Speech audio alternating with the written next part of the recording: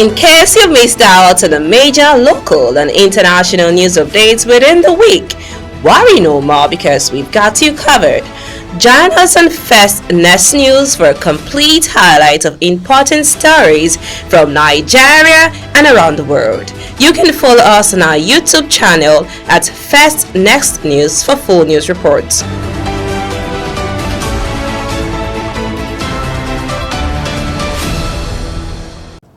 Hello everyone, a very warm day to you. I hope your day has been going great. I remain your humble host, Becky Usoro. It's that time of the show, Citizens Dialogue on First Next News Port Harcourt, where we bring to you trending and interesting political topics. With me in the studio here is King Sojalo and Jimmy Sack. Let's ride on. Get yourself a cup of coffee, sit back, relax, and enjoy. Okay, so I'll be looking at the headlines for today. PDP is in fresh storm over Peter Obi, Jonathan Makinde's presidential ticket consideration. Jalo, what do you have to say on that? Thank you for that question, Becky.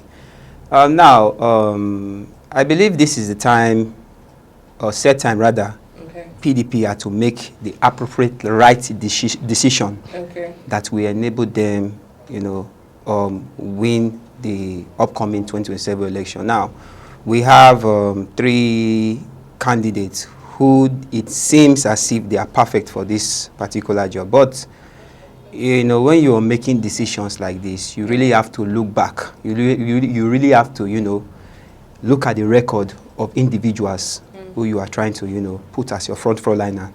Now, we have the lives of our former president, Goodluck Jonathan, the former Anambra State Governor, Peter Obi, and the current governor of Oyo State, who is about to leave office and contest for the presidential election. Now, what have they really done for their various positions as governors or as presidents when they were elected? That should be the emphasis, which they can be considered given the position. Now, I'm not trying to side anybody, but let me emphasize on these three individuals that the PDP are bringing out. Now, look at the life of our former president. He started as a deputy, rose to become a governor in South Bayelsa State. They came into becoming vice president rather, under the Umaru Yar'Adua regime. Then he took over as presidency when his former boss died. Now, I am not saying that the country as at then was 100% better, but at least you can check out the system of Nigeria as at then wasn't as chaotic or in the way it is presently. Nigeria is suffering. So you're referring to former President Jonathan? Yes, former President Jonathan, when he was in seat as president. I think, from what Nigeria is suffering, for my own observation, it's the mistake they made in, pushing him out, as president. So I will consider, or I will, be glad if the former president, because I believe he has the political system, he has the political ideas on how to restructure Nigeria in the way Nigeria desire to be.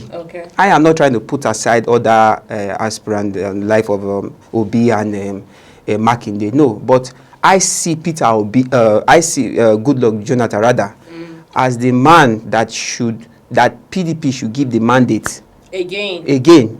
Because PDP right now, experiencing what I call chaos. So I believe they should really look for someone, they should put someone rather that will really, really paint the face of that party to a good form again. Okay, thank you so much. Jimmy, what do you have to add to that? Okay, on this particular topic that concerns former President Goodluck Ebele Jonathan, and of course the likes of Peter Obi and Sheyi Makinde. It's a complex and a multifaceted issue here, but let's try to unpack them. Right, let's look at, just like he has rightly mentioned, let's look at the pedigree of these people, what they've offered during their time as leaders.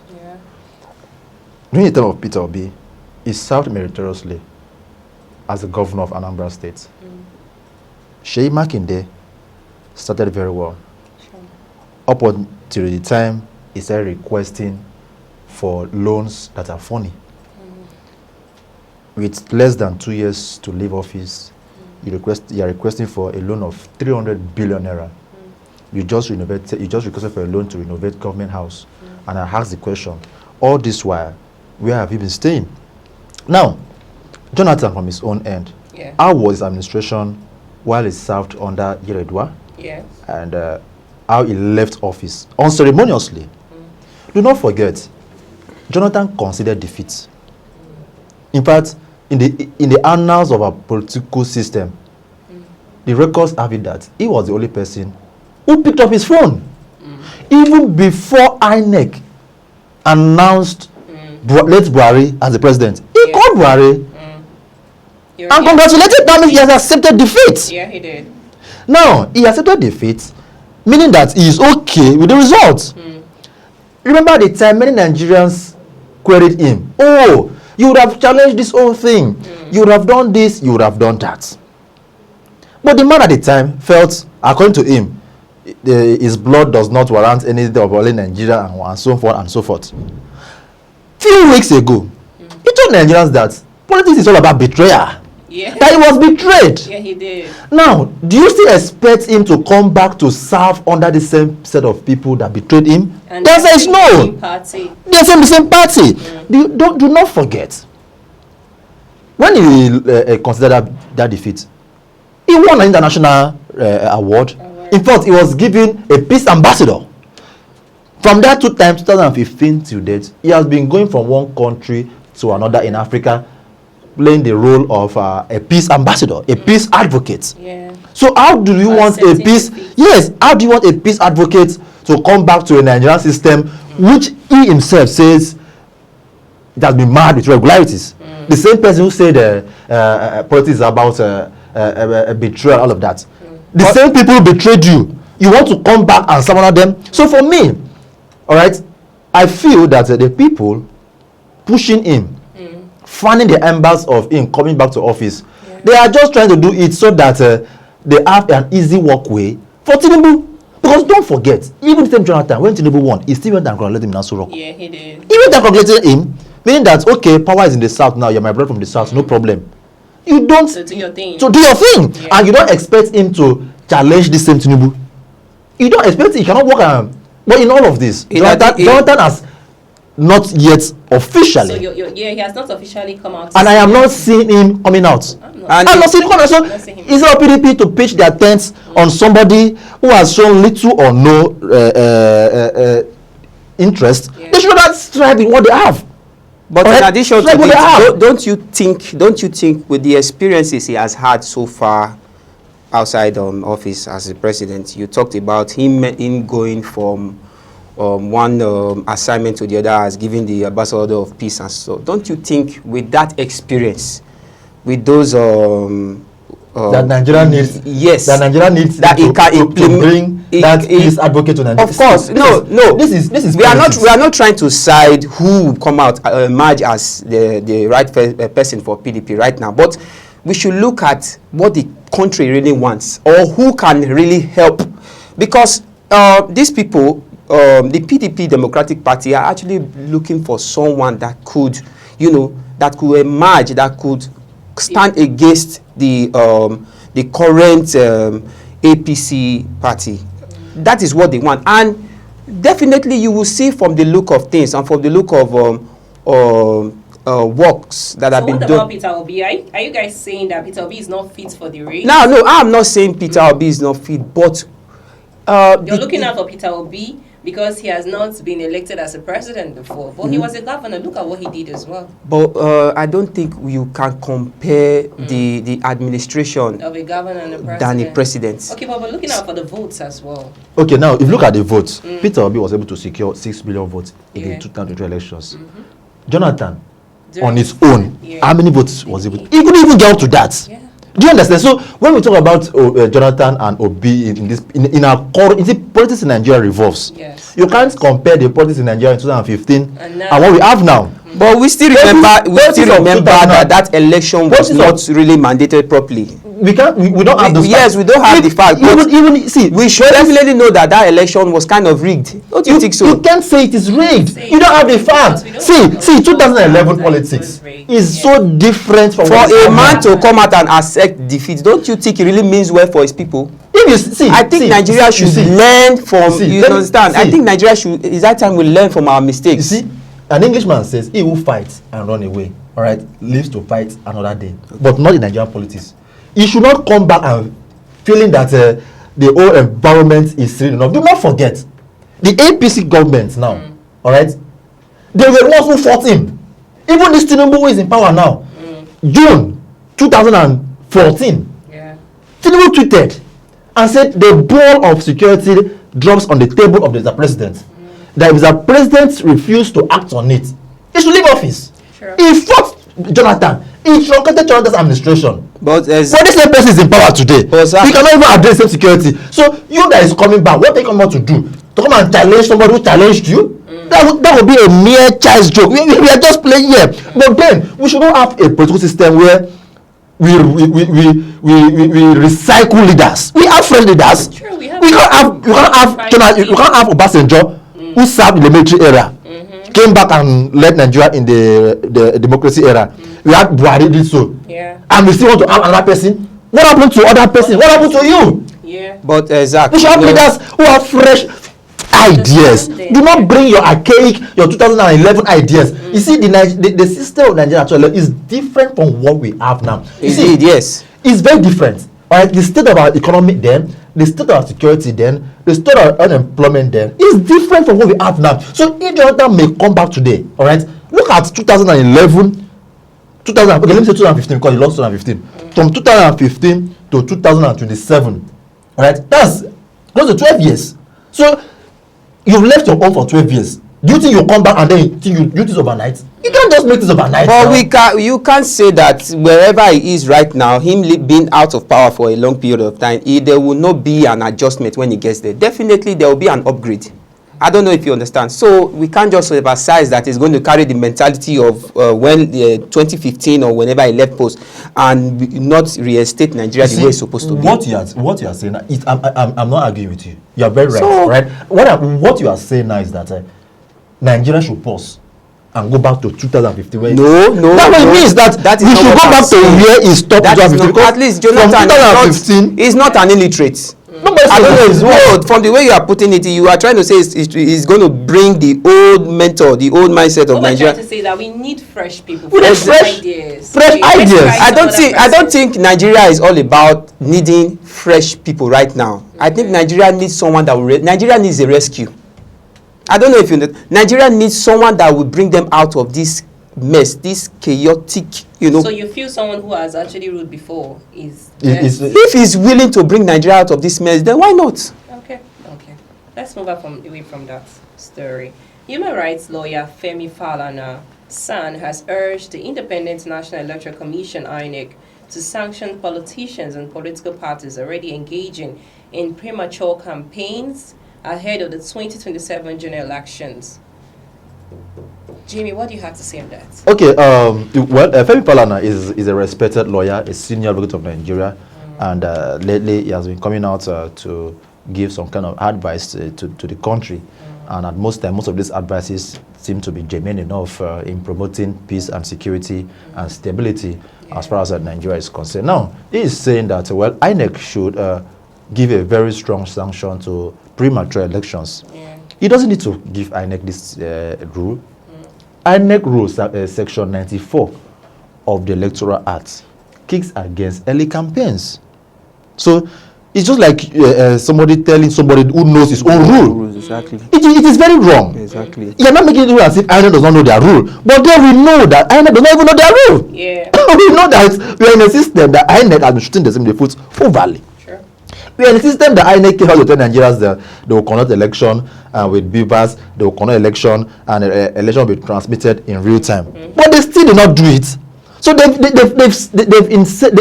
in various fora, all right, they've proven to Nigeria that they cannot live up to expectation. But Femi Falana are telling them that, sanction these people.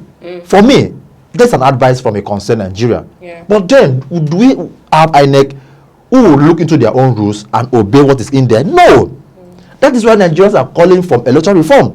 Because at the time where you begin to ask INEC to do this, to do that, do not forget, anything you bring before INEC, they will need to go back and verify. And guess who they do the verification from? The people who brought them to power. The people brought them to power. That is why we are looking at Nigerians are calling for electoral reform, so that whoever emerges as INEC president, chairman rather, shouldn't come from the presidency, although they say the Nigerian Judicial Council, all of that will be form part of the process to selecting who becomes INEC chairman. But for me, that's totally wrong, because who even appoint members of the NJC?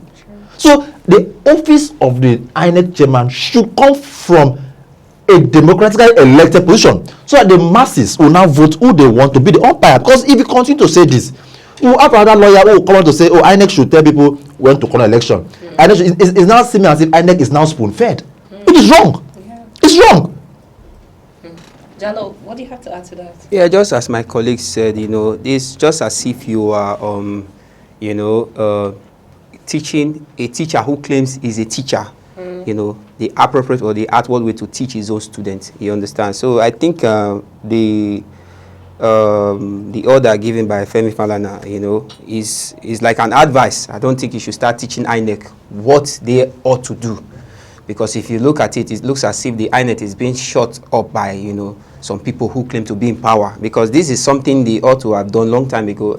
Come on, we still have a year and we still have some years ahead, the election, or a year and some months ahead. Why will you deliberately start? It's too early for that. I think these are the times, those who are in power, those who are in politics, are supposed to be looking for solutions on how Nigeria should be better, how corruption should come to an end, how insurgencies and the killing here and there, insecurity should be scattered, should be dealt with, rather than looking out for 2027 that is still far ahead. I don't know if you understand. So it shows, those who are in power are not really interested in the safety of their country. Rather, they are, it looks as if you rather use the word selfish aim. You want to be elected, willing to go back into power without even showing concern about the well-being of the people. So I think it's a welcome development. But at this time around, INEC should not just be told, but also take deliberate action on this. If they are to sanction the political parties who are going about making their right, they should stand on it, not, swiping everything around the bush under the carpet. Thank you so much.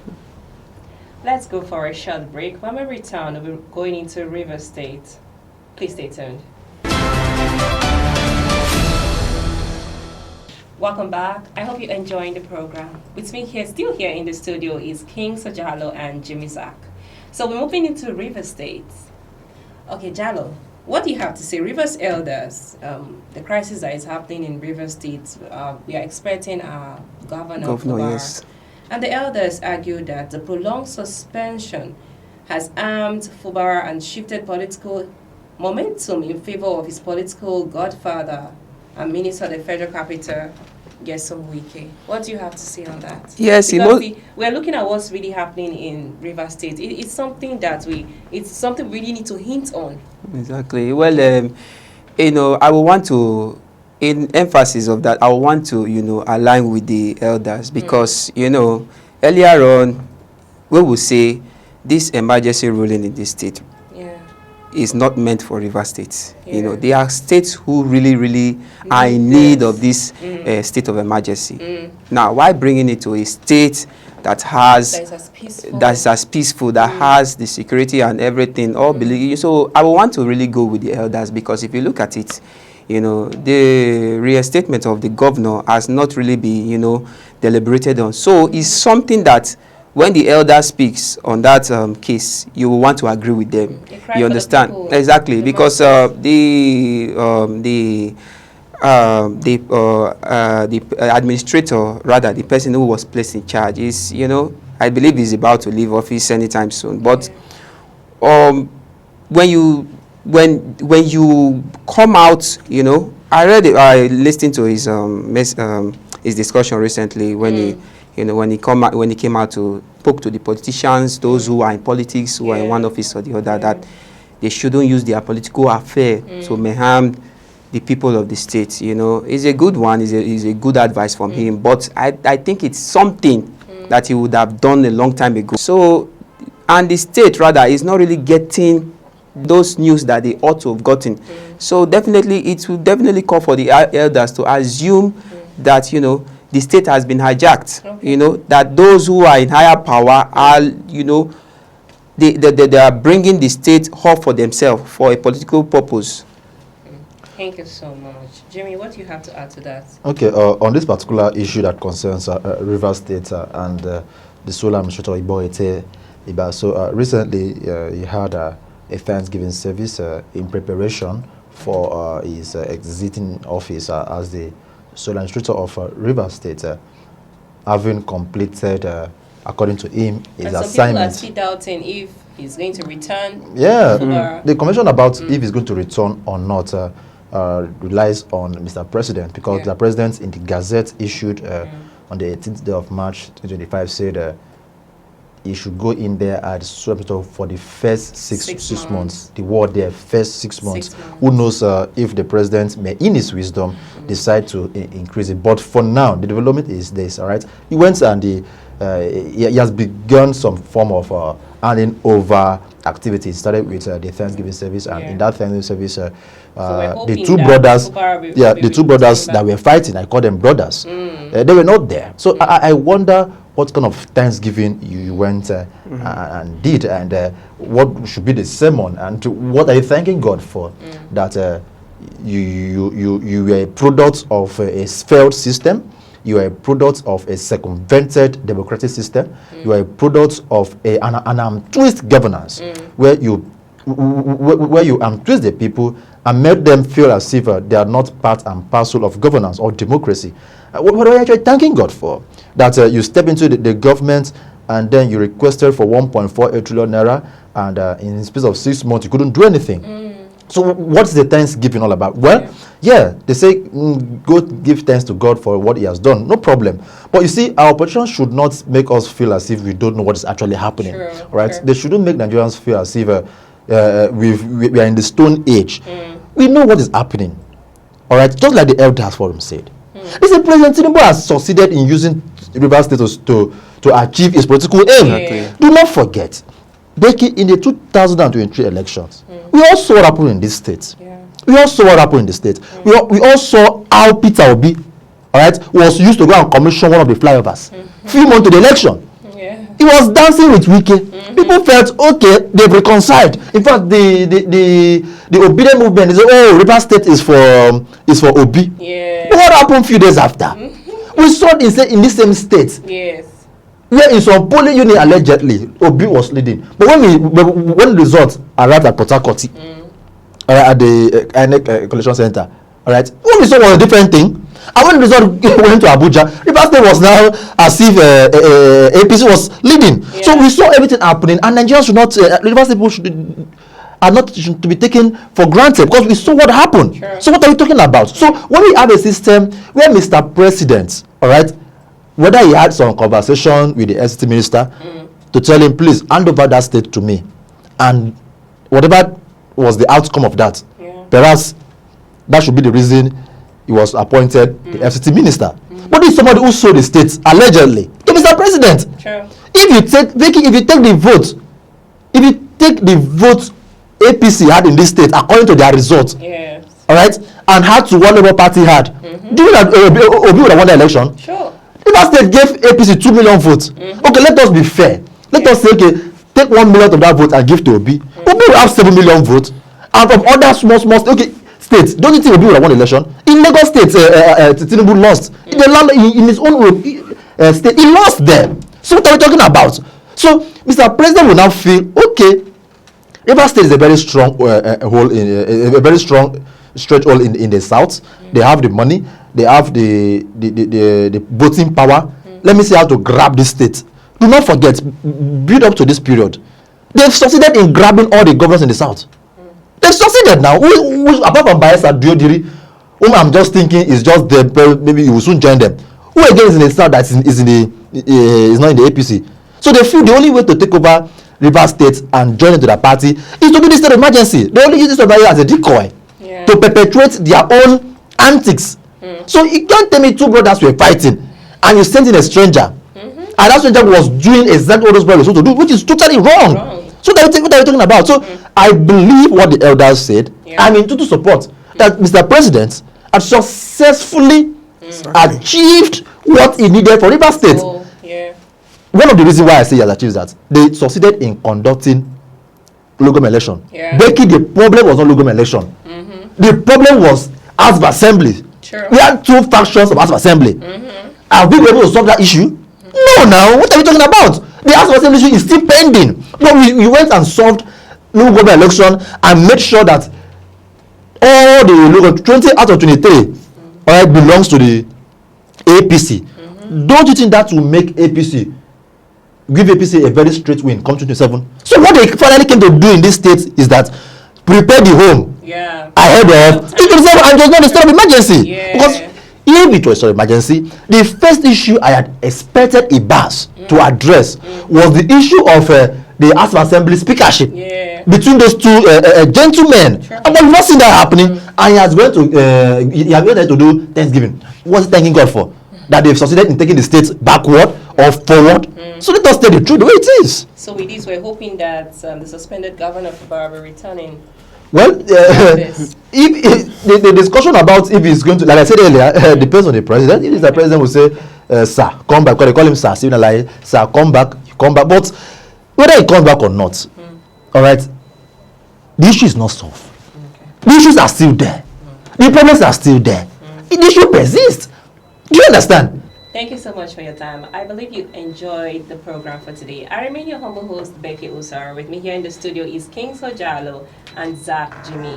Many thanks for watching. Do remember to like, make comments, and follow us on our YouTube channel, First Next News. Bye for now. In case you've missed out on the major local and international news updates within the week, worry no more because we've got you covered. Join us on First Next News for a complete highlight of important stories from Nigeria and around the world. You can follow us on our YouTube channel at First Next News for full news reports.